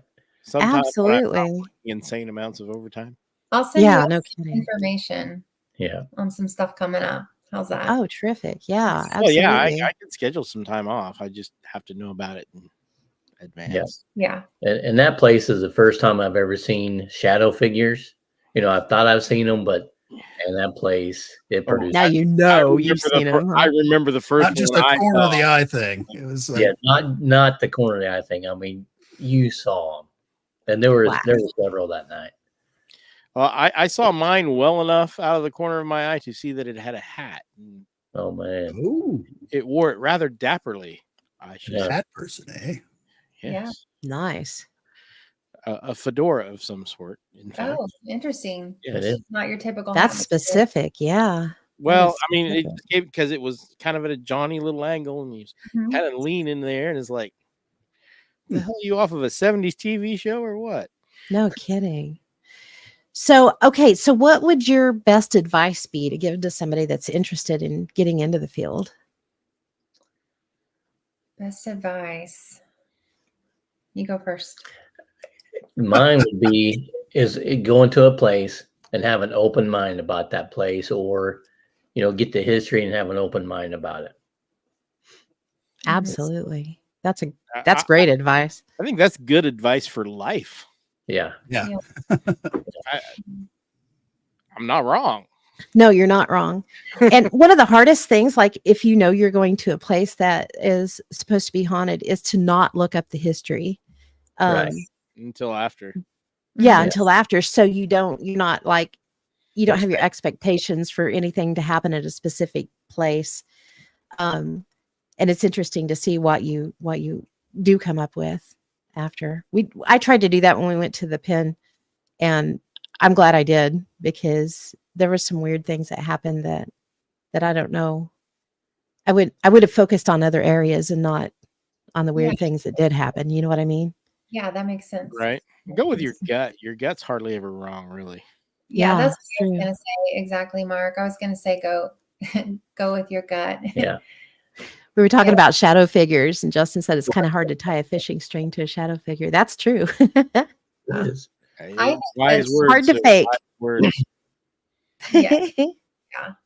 Go with Now, okay, Yeah. Yeah, go with say your gut. that again. I cut right through you. So can you Sorry. say that again? Yeah, I was going to say go with your gut, just like what Mark said. If you're drawn to a place, a corner of a room, or, you know, take pictures of it. Or if you feel like you walk past a room, a door to a room, and you feel like something's a little off, walk into it. Just kind of follow your senses to get to where you need to go. And that's the fun part is the more you do this, it's like the more you hone your senses, you know, Right. you can start to I know one of our group members, he didn't know until we really started investigating that if he got a tingle up the side of his spine, that there was something happening he needed to pay attention to. He'd never noticed that before until we actually had investigated a few places, and he noticed it over and over. Gotten really good at it, hasn't he? He has. He's gotten really good at it. Even me, I have. We always tease me that I have the sensitivity of a rock. There's for the last couple years, I've even been able to pick up on a few things just because I've been exposed to it so much. And I've had a couple, well, at least one room that I still will not go in, even if I'm given the opportunity. Yeah. Yep. And he didn't used to be like that. He used to be the one we'd be like, Mark, get away from it. Stop, you know, don't antagonize it. Get over here. Yeah. Yeah. You're gonna get hurt. Get over here. That one place, I don't, it made me sick just to walk through the threshold. Yeah. That was a crazy that. experience the whole night. Yeah. Let's see. So, and before we move on to, and Jess is on here now, we're not going to be able to play the notebook game because Jess isn't here, but we're going to play the folder game. Yay. So yay. But before we do that, can you guys let us know where you can be found online if anyone wants to follow you? Sure. It's Pin Paranormal on Facebook and TikTok. Sweet. Yep. Just Pin Paranormal with one N, because there is another Pin Paranormal from Pennsylvania. Well, that's not us. But they're great too. So follow them too. Cool. Question for Mark. Favorite place for sky watching? That's a good Enzo too. We have, while there are a couple places where there is a little bit of light contamination, we have a cemetery on a hill not far from here that is actually a pretty good place for sky watching. The trees are down the hill, so they're not really blocking you. And if you ignore the two airports where you get the light contamination from, you've really probably got 70% of the sky where you have a decent chance of seeing something. It is a good spot. Yeah. If I had my druthers, I'd like to get someplace out there in western Kansas where there's absolutely nothing. But that's a bit of a drive. That would be cool. What about you, Enzo? That's a good question for you too. You can actually pull up that share that I just threw down there. I get rather technical when it comes to my light areas and dark areas. This is a light pollution map, which you can see Wichita here in the middle, and those, you know, bright white to pink and all that stuff. I live in Derby, so I'm like, and there's a scale that they use, 1 to 9, 9 being the most light polluted. That's like Times Square. You know, that it's all the lights on. You're not seeing any stars. You may see the moon if you have to know where to look. Versus a 1, which is like out in the middle of the ocean where it's total blackness. You can't see unless the moon's out. You're not going to see your hand in front of your face. And for the Kansas areas, even though, like, you know, for example, we'll just use Caney, where everybody knows where Caney is. Mm-hmm. Clicking on that, that's a class 4 where you guys are. So, but you go a little bit outside, like down to was it Nyates? Is that how you say that? That's yeah, Nyates. Mm-hmm. And nice. You can go, you know, the further out you go, the really ideally what you want is away from the city lights and clear skies, and you can see quite a bit. And that big blank spot between Wichita and Coffeyville, that is, you won't even see a lot of air traffic there because it is a military operations area.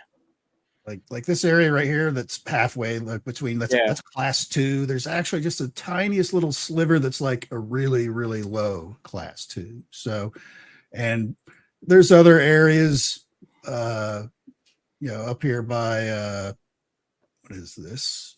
Toronto Lake area. Oh yeah. Okay. That's almost a 1. But as Mark was saying, if you go out to western Kansas, There ain't nothing. you can get you can get places way up here. That's actually a fairly low class 1 up in that area. I was actually looking at a piece of property that was up here by Russell Springs. All it was 8 acres and a Quonset hut on it. It had electricity running to it, but no water. And it's like, perfect. That's all I want. But they were asking like $35,000 or $40,000 for it, which I just did not have. But if I'd had that on me at the time, I'd have snatched it up. Yeah, absolutely. That's pretty cool. Yeah. Yay, great answer to that. Awesome. Okay. So yeah, Justin said out there the only pollution is the glow of your own soul. You're That's the not wrong. truth. No, you're not wrong at all. All right. So let's move on. Yeah, he said thank you guys. It is no problem. And I didn't put this up, but he did say I had both names on there and autocorrected Enzo to a completely unrelated 4-letter word. So oops. I've probably been called all of those at some point or another. Same. How funny. Okay, so we don't have Justin's notebooks here tonight, darn it. But we do have some of my folders. So what I did is I pulled 5 folders. So we'll kind of go along the route that we do with the notebooks game. We'll pick a folder 1 through 5. And then if you guys could say a page number, probably between 1 and 30, we should be safe on those. So if anybody wants to start, do you guys want to start with that, Craig and Ashley? Sure. And then anybody in the chat want to jump in and we'll move on from there. Let's do folder 5, page 5. Okay, let's see what we got. I could not hit my microphone. Right? I have the same problem. Keep mine just below the eye line of the cameras so I don't accidentally whack into it. I need to move mine, I guess. hide mine, so yeah, because I don't scare people. Yes. I just turned mine off. Okay. I frightened anybody. What? Nice. Yep. Where to go? So this is on Giants.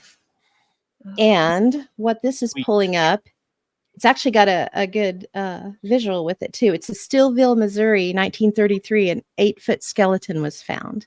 As part of the search for the Lost Giants show, Jim and fellow researcher James Clary investigated the following account that had this heading. So there's the picture. Yeah. Okay.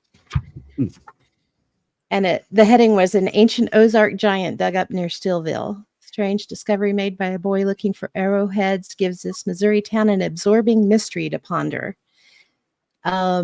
So it was from June 11th, 1933 in the Stillville Ledger. And it says, he turned up the complete skeleton of an 8-foot giant. The grisly find was brought to Dr.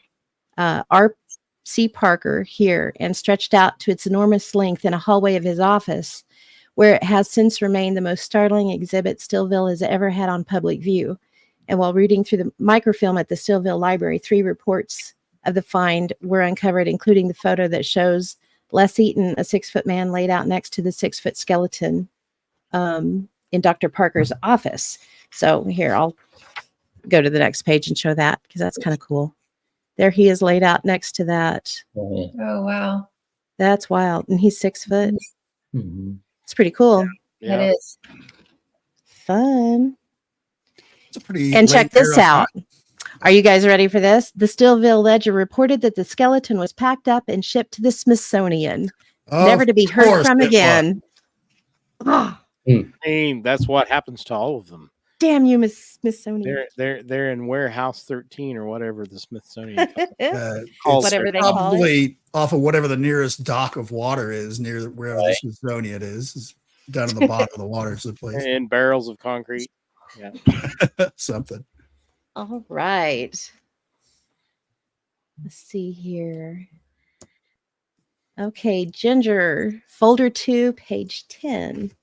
Okay, let's see. Folder 2. 1930s. That's pretty late for a giant find. It's usually Right? mid to late 1800s. Oh, I keep hitting my mic. Sorry. Well, and now they can silence anything almost instantly with the internet. Yeah.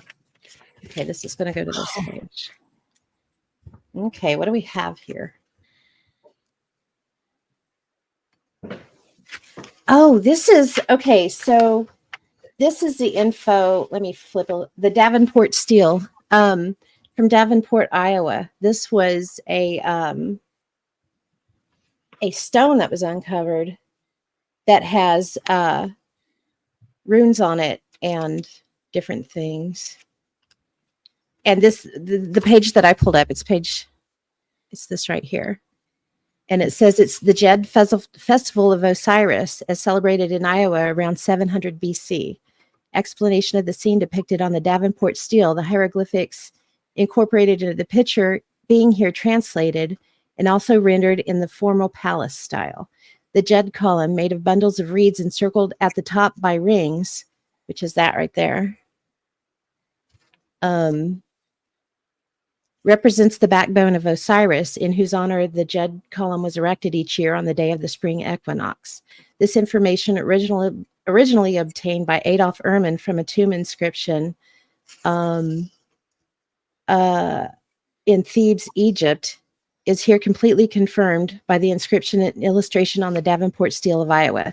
The mirroring of reflecting metal shown to the left of the picture relates to the Egyptian text of the steel, which instructs the reader to attach a mirror to the column in such a way that the rays of the rising sun on the morning of the spring equinox will be reflected into a signal stone called the Watcher. So there's, right there is the metal ring it's talking about. It's kind of cool. That was a really interesting thing that, of course, the Smithsonian and some of the archaeologists that came out, they claimed it was obviously a fake, even though the way it ruined the lives of the families that found it. Yeah. Wow. It's pretty cool. That's a good one, Ginger. So ancient Egyptian stuff in Iowa. Yes, in 700 BC. Yeah. There's been more modern Egyptian stuff found in the United States. Mm-hmm. There's actually a theory that Cleopatra's son and his followers escaped to the New World to escape the Romans and quietly lived out their days. Oh, this is fun. So Jess, folder 5, page 20. And she also said, this is weird. You're usually the one Right. doing this, huh? On the flip side of it. Yeah. That's funny. Okay, so let's see. Talk amongst yourselves. It'll take me a minute here. Let's see.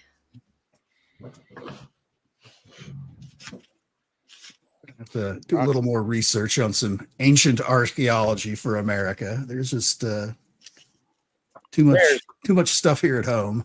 So much crazy Weird. stuff. Yeah. We're going to have to revisit that series. When we were on the Fringe, we did 4 or 5 weeks. We did. And we were barely scratching the surface. And quite frankly, I have a pile of books almost 24 inches deep that I've got to go through before we do that. This is where a lot of these notes are from. It's from that particular series that we did. Okay, so this is another one on giants. It's the Patagonian giants. Antonio Pigafetta, a Venetian nobleman, joined the expedition of Magellan as the official chronicler of the voyage. Pigafetta kept a richly detailed diary of the expedition in which he made entries every day of the entire Odyssey. And he said that one of the reasons for joining the expedition was to gain some fame for posterity. And in one of his excerpts of his diary, he put, leaving that place, we finally reached 49.5 degrees towards the Antarctic pole. As it was winter, the ships entered a safe port to winter. We passed 2 months in that place without seeing anyone. One day we suddenly saw a naked man of giant stature on the shore of the port, dancing, singing, and throwing dust on his head. The Captain General sent one of our men to the giant so that he might perform the same actions as a sign of peace. Having done that, the man led the giant to an islet in the presence of the Captain General. When the giant was in the Captain General's and our presence, he marveled greatly and made signs with one finger raised upward, believing that we had come from the sky. He was so tall that we reached only to his waist, and he was well proportioned. His face was large and painted red all over, while about his eyes he was painted yellow, and he had 2 hearts painted in the middle of his cheeks. His scanty hair was painted white, and he was dressed in the skins of animals skillfully sewn together. It's pretty wild. That is wild. And So we're there's like, specific. I don't know if you can kind of see that. Yeah, I can see that. Luckily, they dressed him for the picture, but yay. Yes. That would have been awkward. Being only waist high to a naked giant, I think would be a bad. That'd be awkward no matter what. Yeah. Too funny. Yeah, that was an interesting one. That was We did. The Giants was, I love that one. That was a fun one too. some of my favorite episodes we talked about because there's so much stuff out there about giants. Mm-hmm. So many reports through, the millennia, really. But in the last few hundred years, there is quite a few documented reports of giants. So 317, huh? All right. Okay. Prediction. This is about Oparts. So this is out, it's notes out of The Lost Empire of Atlantis by Gavin McGinzy's. And on how the Minoans could have made it to North America. So we drop right in the middle of that. Let's see. After the collapse of Minoan power, the Phoenicians inherited the remains of the Mediterranean trading empire. There are many indications that the Phoenicians, I can't even talk anymore, y'all, traveled to Iberia, Britain, Ireland, India, Africa, and possibly even America. Did they inherit Minoan maps? I wondered, and if so, could those maps be found? I searched for a long time with no success. Then via our website, a friend referred me to the work of Mark A. McMenamin, professor of geology at Mount Holyoke College in Massachusetts. A paleontologist, geologist, and celebrated fossil hunter, he's nevertheless a much published authority on the Phoenicians, their language, coins, and maps. A very rare combination indeed. Professor McMenamin has studied a number of coins minted in Carthage, the Phoenician western capital, between 350 and 320 BC. The provenance and authenticity of these coins has not been challenged. Of relevance to this story is a particular golden coin on which a horse stands proudly on top of a number of symbols. Scholars originally surmised these symbols were letters in the Phoenician script, a theory that was discounted in the 60s. Following 3D imaging analysis of the coin, McMenamin has interpreted the design as a representation of the Mediterranean surrounded by land masses of Europe and Africa, with, at the upper left, the British Isles. If he's right, the professor has shed a radical new light on the discovery of the New World. So was a lot of fun when we got into this, was who actually discovered the New World, and knowing it absolutely was not Christopher Columbus. Many times, yeah. Yes. For sure.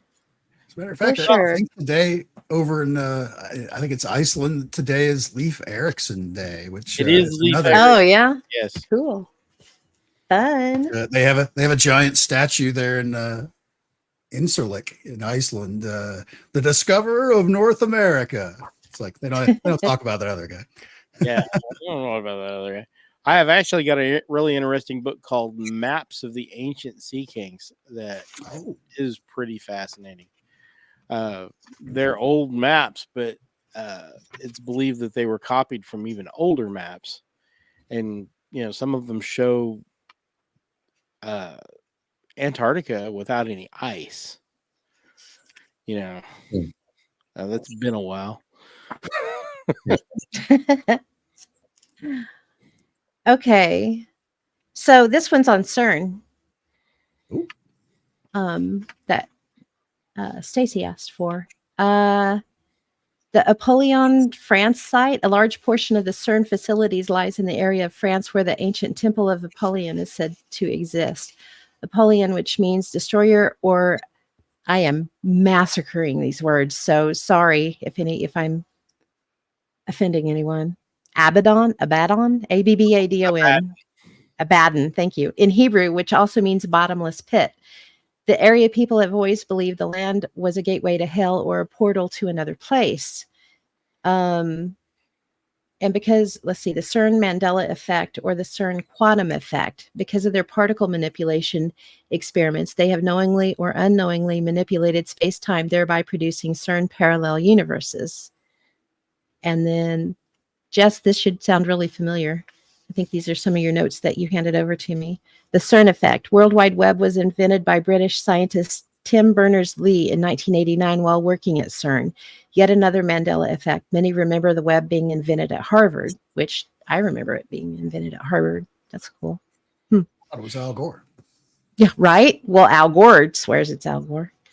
Connections to Mandela. We are happy at CERN video on YouTube. Scientists showing at the 2-hour, 30-minute mark, holding a sign that says we're happy at CERN and 2 signs around his neck that say bond number 1 and Mandela. Huh, that's wild. That is Some weird. say that is weird. Some say the Bond number 1 connection is that Barry Nelson played the James Bond character in the first Bond movie by Ian Fleming, linking it to Nelson Mandela. Also, the game score around 3 hours and 28 minutes on CERN Happy Video, or 3 minutes, 28 seconds maybe, is 4664. Nelson Mandela's prison number was 46664.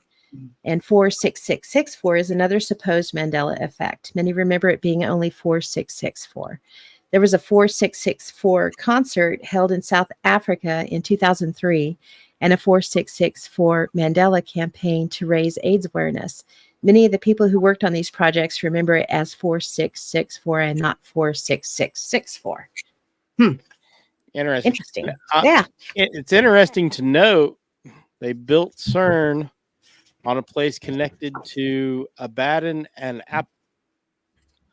Apollon. And then they put up a statue of Shiva the Destroyer in the front yard. Yes, she is in the front yard. Yes, I do remember that. I mean, that's just a little bit on the creepy side. It is. I'm almost there. It's fun watching. Oh, wait, let me switch. I am struggling, Jess. I have a new appreciation of you in the Notebook game here. So, okay, here we go. Okay, so we're back in Giants again. This is Justin. The San Diego Giant was purchased by the Smithsonian for $500, over $14,000 in today's money in 1895, although they later claimed it was a hoax. There's a picture of it. It's pretty cool. that's pretty cool. That is. 13 years later, in 1908, when the mummy was being exhibited, the Smithsonian ran some tests and suddenly dismissed it as a hoax, saying it was made from gelatin. So this was made from gelatin. Gelatin. Yeah, Yes, gelatin. it's interesting how that held up for so long without molding. The fact that it took that long and after spending $500 to acquire it, plus the fact that it was carefully inspected by experts 13 years earlier, does suggest that there may be more to this story than meets the eye. Interestingly, I still said it wrong. Alice Hardalika, I don't know, joined the Smithsonian in 1903, right in between the discovery and final debunking. He was not interested in giants and made a concerted effort to eradicate them from the historical record. It is also interesting to note that the director of prehistoric anthropology, Thomas Wilson, and the ethnologist in charge, W.J. McGee, were both involved in this story and were obviously keen to make sure the Smithsonian got it back to their headquarters at an immense cost of $500, which, again, is over $14,000 in today's money. But why would they bother doing that if it was simply a sideshow hoax? Right. You know, they've actually had a policy on record at the Smithsonian that anything found in the New World that was really actually shown anything about civilization or organization had to be hidden because Europeans were the height of civilization, and we couldn't have a bunch of natives competing. Mm-hmm. So, and this we'll have Plus, to look that up again. That was an official policy. It was like, all right, Mhm. let's just hide everything that doesn't agree with our viewpoint. well, let's hide everything too that might show that it wasn't the Europeans that actually originally discovered the Americas. So, because we don't want, Norway or anywhere like that trying to come back and claim it in place of us. That's why, there's like in Heavener, Oklahoma, there's Runestone Park, and it's really cool. And that's on my bucket list to get down there to see. I really want to go look at that. But, you hear claims both sides. There's people that dedicated their entire lives to the study of this place that absolutely 100% feel not only is it real, but they've located other things in the area that definitely go way back before Columbus, for sure. Oh yeah, Showing that there were other types of people that came from different countries. So yeah, it's pretty cool. Gelatin. That's terrible. Boo. hey, there's always time for a good dad joke. That's true. That's true. We like dad jokes around here. Yep. For sure. Well, I think, does anybody else have one? Does anyone else want to try one? But folder 3, page 30. Okay.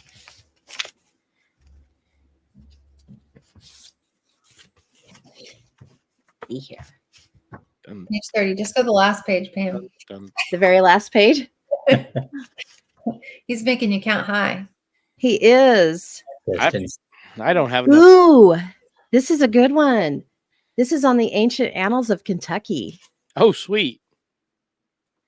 And this is actually, I can't remember this guy's name. I don't see it on here. He runs a place. He's out of Nashville. I do know that. But he had put up a video showing, and basically I wrote out this transcript of his thing. And he said, remember a while back when I put up a video showing you proof that they unearthed an Egyptian temple when they were building a dam in Tennessee? This book, and he's talking about the Ancient Annals of Kentucky, was published by a U.S. senator from Kentucky in 1824, and it was the first real published history of Kentucky. Copies of this book that haven't been censored are very rare to find, and this one cost the museum over $1,000. Once you see what's in it, you'll know why they worked so hard to keep it away from you. So he goes to page 11, and he said, here we see that the principal nations of the eastern continent, which have contributed to the people in North America and Kentucky, were the Adelans and the Cutans, who came easterly through the Atlantic Ocean, and the Iztacans, is that right? Iztacans, and the Oguzians, who came westerly through the Pacific Ocean. And then he moves to page 12. The nations which people the western shores of the eastern continent were the Gomerians of Europe and into the Atlantes, Atlantes, in Africa. The Atlantes formed a powerful empire in North Africa, which gave laws to many nations. And then he moves to page 13. Numerous revolutions, invasions took place among those nations. I'll just finish this paragraph here. Until the Atlantes of Africa united them all by conquest, and one powerful empire extended over North Africa, Spain, France, Italy, parts of Greece, Asia, etc., and lasted many ages under several dynasties and emperors. So, yeah, it was during the splendor of this empire that America was discovered by some bold navigators who were led by the trade winds to the West Indies, and some bold navigators who were I just read it over again. In a few days from the Atlantic Islands. They called them the Antilla Islands, which meant before the land, and America was called Attila, or the Great Atlantis. Returning to the Azore land by northeast course, they extolled the new country, and a great settlement was soon formed by Ayati, or the Ayacuta, which is also Haiti, Hayti, and the neighboring continent by the Atlantes. You know, you always, when you pronounce things in your head, they sound great, but when you try to speak them, Never I comes can't up. even speak English. So I'm not. No, I can't I either. make But no apologies. I'm a turd when it comes to language. so this whole Ancient Annals of Kentucky, it's such a fascinating read because it's not very big, but the information in it, It's um, dense. it is dense, and it talks a lot about the lost continent of Atlantis and where that may have been, and why when this was written, they kind of think it was part of the United States of North America. And there is, when you go through it, there's quite a lot of interesting evidence that points towards it. So So- they dug up a pyramid. Huh? They dug up a pyramid in Kentucky. They did, yeah. An Egyptian temple. Yes, Wow. when they were building a dam in Tennessee. Oh, in Tennessee. Hmm. Interesting. Yeah, it's really cool. That is. It's pretty interesting. Okay, we had one more pop up. I think we got a few minutes. We can do one more. Folder 2, page 42. Okay.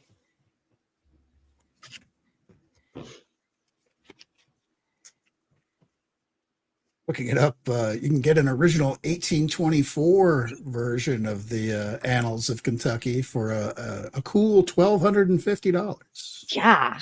Yikes. Google Documents or whatever it is. We got a scanned copy of it for free. Yeah, you can get, there's those out there. If you wanted an original, It is available on Google. I would love to have an original. However, my budget is not. It is up not there. budget friendly. I'd like to see Ooh. that kind of it. That'd be cool. Okay, so Jackie, the one that you wanted, it's on the Anubis Caves, which is out in the Oklahoma Panhandle, which is really cool. When we were just talking about some of the ancient America things that are popping up at the area, like you've got the runestone in Heavener. This was one that I was thinking of, was the Anubis Caves. And this is located in the Oklahoma Panhandle. It's one of the most significant examples of Old World contact in the New World before Columbus.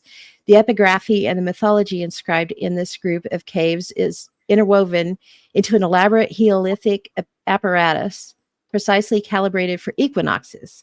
Phrases in Celtic etched in the Ogham and Libyan scripts have been interpreted to refer celebrations at the equinox and mention Bel and Grian, Celtic names for the sun and god, or for the sun god, sorry. Remarkably, the Anubis Caves are among the best surviving records of the cult of Mithras, an old world religion that spanned the Persian and Roman empires.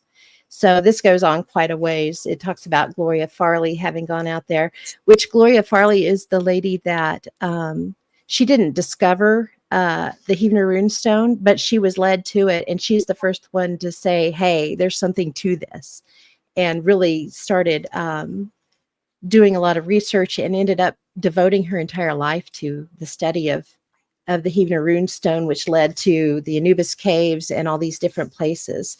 But there's a little, you can kind of see on the rock where it's etched in, and they talk about it matching up with equinoxes. Like if you go to Spiro, Oklahoma, and the Spiro Mounds, they match with the equinoxes too. You can do the same thing at the Anubis Cave. You can go on an equinox and watch it match up. And it's really, really cool. Yeah, it's one of my also on my bucket list of places I'd like to visit. For sure. Yeah, that would be really, really neat to go to. Yeah, fun. Good stuff in those folders. I know. It must have been a box of folders that you had when we were studying all that. Yeah, that's where it came from. I just grabbed a pile of them out of there. Very cool. I don't keep everything on a Google Drive, but I keep a lot. Well, what do you guys think? Do we have any more that we want to talk about tonight, or about ready to wrap it up? Yeah, we are at the 2-hour mark for sure. We are at the 2-hour mark. So yeah, I think we're good. Well, Craig and Ashley, thank you so much for hanging out with us. We really appreciate it. Thanks for having us. It was so much fun. Yep. Thank you. Wait to hear more stories.